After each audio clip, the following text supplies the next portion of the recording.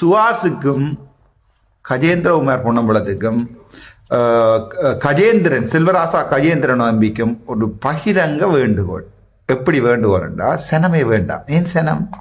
சனம் பாவம் தானே, சனத்தை விடுவோம்.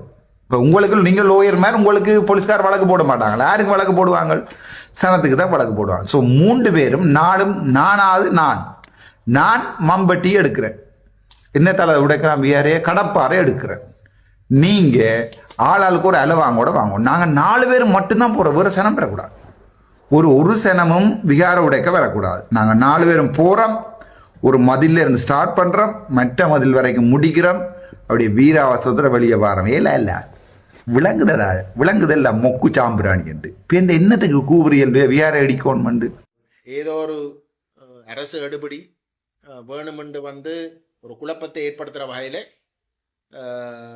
தமிழ் தேசிய மக்கள் முன்னணியின் ஏற்பாட்டில் விசேஷமாக என்னுடைய கோரிக்கைக்கு அமைவாக ஏதோ தையட்டி விகாரையை இடிப்பதற்கு எல்லாரும் அணிதிரள வேணும். என்னடி ஏதோ 8ஆம் தேதி அணிதிரள வேணும் என்ற ஏதோ உண்டு இந்த சோஷியல் மீடியாவில் பரவதாக நான் கேள்விப்பட்ட உடனே யாரோ எனக்கு அனுப்பின இடத்துலையும் நான் என்னுடைய ஃபேஸ்புக் பதிவில் அது ஃபேக் நியூஸாக நான் பதிவு செய்திருக்கிறேன். அதே மாதிரி எக்ஸ் இல்லாட்டி காலத்தில் ட்விட்டர் என்று அறிமுகப்படுத்தப்படுகின்ற சோஷியல் மீடியாலையும் அது மறுத்து அது ஒரு ஃபேக் நியூஸாக நான் பதிவு செய்திருக்கிறேன்.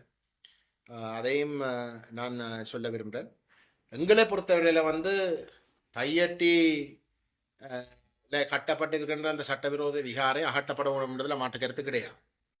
ஆனால் அந்த அகற்றதண்ட விடயம் சட்டபூர்வமாக நடைபெற வேண்டிய ஒரு விடயமே தவிர நாங்கள் சட்டத்தை எங்களோட கையில் எடுத்து செய்கின்ற ஒரு விடயமாக நாங்கள் அதுக்கு இணங்க போகிறதில்லை. அப்போ அந்த கோணத்தில் நாங்கள் செயற்பட போவதில்லை. ஆகவே மக்களுக்கு நாங்கள் ஒரு தெளிவான ஒரு விடயத்தை சொல்லுகின்றோம். நாங்கள் அந்த விகாரை முற்றுமுழுதாக சட்டவிரோதம், அது அகற்றப்படணும். அது ஒரு விகாரை அல்ல, அது சட்டவிரோத கட்டடம் ஆகத்தான் பார்க்கப்படணும். ஆனால் அந்த அகற்ற வேலை அந்தந்த அரசு கட்டமைப்புகள் சட்டபூர்வமாக முன்னெடுக்கின்ற ஒரு செயலாக, அந்த அகற்ற நடவடிக்கை சட்டபூர்வமாக அந்தந்த கட்டமைப்புகள் எடுக்கின்ற செயலாக அமைய வேண்டும் என்பதிலையும் நாங்கள் தெளிவாக இருக்கின்றோம்.